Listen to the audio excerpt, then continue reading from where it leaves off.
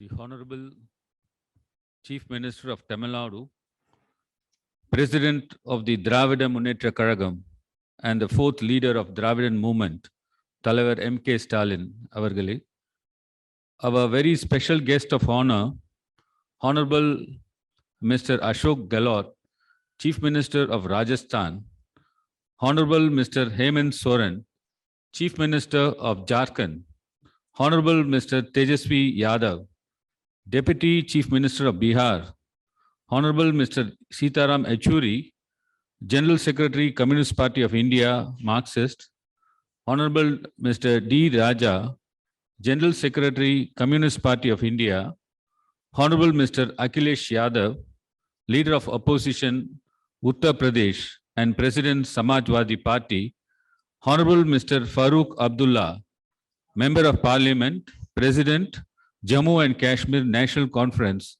and all other honorable members of Parliament, members of legislative assemblies, leaders from various political parties across India, Honorable Justice Retired V. Ishwaraya, Convenor of Social Revolution Alliance and Chairman of All India Backward Classes Federation, Honorable Mr. Justice Retired Virendra Singh Yadav, Chairman of Social Revolution Alliance, all other dignitaries who have joined us on the digital platform and physically present here, social justice activities, office bearers of organizations, press, media, ladies and gentlemen, good evening and vanakkam.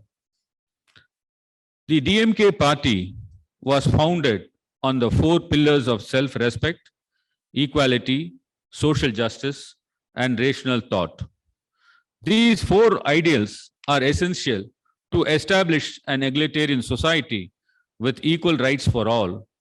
Right from Thandai Periyar to Peraringer Anna to Muthamal Kalaignar Dr. Kalanya and now to our party president Thalavar M.K. Stalin, the DMK party has always been the voice of the voiceless, striving to secure for the underprivileged and the downtrodden economic and social justice.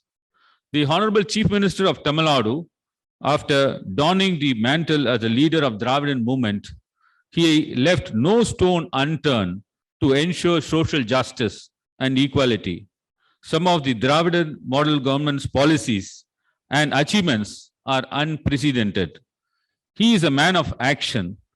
He says only what he will do and does more than what he says.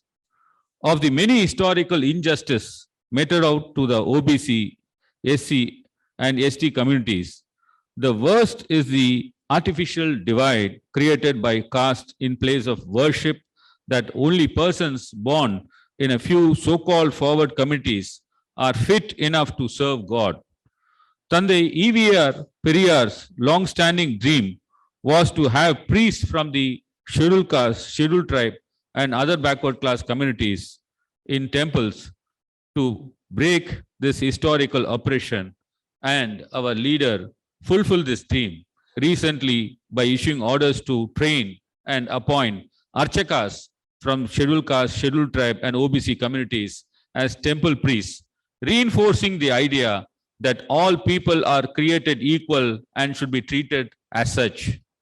Why I started with this example is to highlight that achieving social justice is not only through reservation policies. Reservations are an important tool to ensure equality of opportunity in education and employment, but we must not restrict social justice policies only to reservations.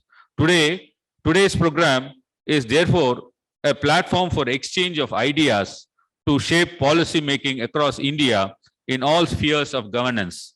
The thread of social justice must not be woven as a blanket that protects Tamil Nadu or Rajasthan or Bihar or Uttar Pradesh alone, but must cover the length and breadth of India, especially states that have so far not had a social justice awakening. Today, we find ourselves in a political battle with an ideology of division.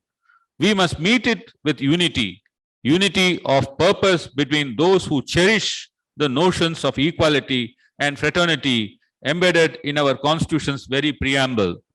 There are forces at play that are trying to not only stall the upliftment of socially backward communities, but also reverse the progress so made so far. Our leader, தலைவர் M.K. Stalin, recognizing that the fight for social justice has to be united, all India effort sounded the bugle to establish the All India Federation for Social Justice last year on the 74th Republic Day as a forum to unite like-minded leaders, political parties, activists, and members of civil society from all across the nation to come together to discuss, exchange ideas and thoughts, and engineer policies to promote, protect, and further the cause of the social justice and cooperative federalism. He wrote individual letters to all the leaders of the political parties in India last year, informing about the formation of All India Federation for Social Justice and inviting them to join the federation. Answering the call, many parties have joined hands to come together today, and more are expected to join us in the near future. It is essential to acknowledge that in order to have a true egalitarian state, social justice must be the cornerstone. Though social justice has many connotations and interpretations, our leader, Thiru M.K. Stalin, beautifully summarized the core philosophy as everything for everyone.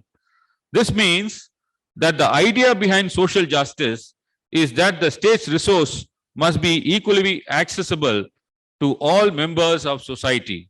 Thus, when education or employment is being monopolized by one section of society, reservation was a tool we used to open the windows of opportunity to the marginalized communities.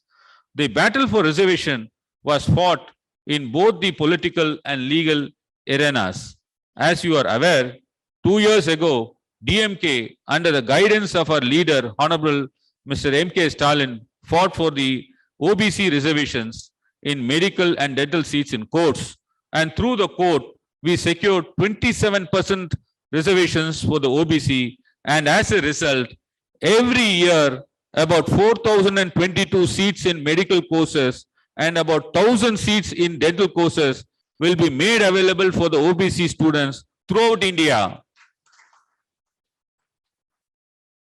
Friends, now see how this victory is being undone by the forces I mentioned. Recently, the medical counseling authorities have started counting seats obtained by the OBC candidate through merit towards the OBC quota instead of the general quota. For example, if rank 1 is an OBC candidate, instead of counting him as the first seat in the general category, they are counting him as the first in the OBC category, thereby ensuring that the general category is only for the forward castes. This is the kind of systemic abuse of power that parties should come together to oppose. In this conference, a few key policy areas are to be addressed by the honorable guest. The first is the urgent need to conduct a caste census. Recently, state laws granting OBC reservations in local body elections were struck down by the various high courts and Supreme Court on the ground that there is no empirical data on the caste population. Our leader, Hon'ble Thiru M.K. Stalin, has been time and again speaking about due representation in higher judiciary. In fact, he made this request before two sitting Honorable Chief Justices of India at different points. Our present Honorable Chief Justice of India, Dr. D.Y. Chandrachud, has been very receptive in this regard. He has heard our pleas for social representation and he has publicly committed by maintaining diversity in the higher judiciary, which is very commendable.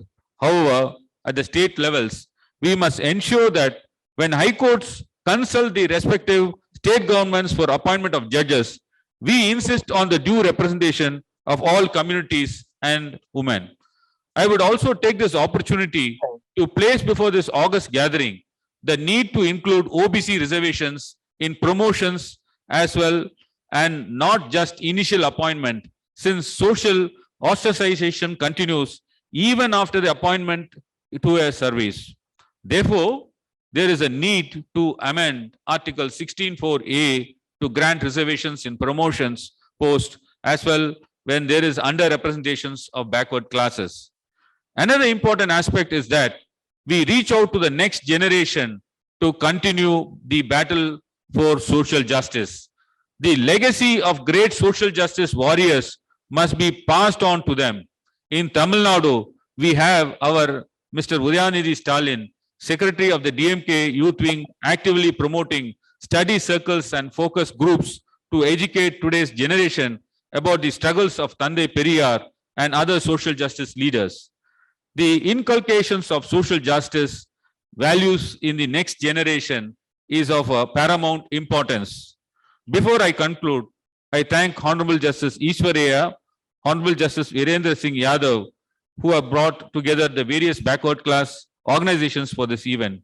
I sincerely thank Honorable Mr. Ashok Gehlot, Chief Minister of Rajasthan, Honorable Mr. Hemant Soren, Chief Minister of Jharkhand, Honorable Mr. Tejasvi Prasad Yadav, Deputy Chief Minister of Bihar, Honorable Mr. Akhilesh Yadav, Leader of Opposition, Uttar Pradesh, and other honorable guests who have come here and who are coming on the online, and other special invitees and speakers for their participation and address in today's event.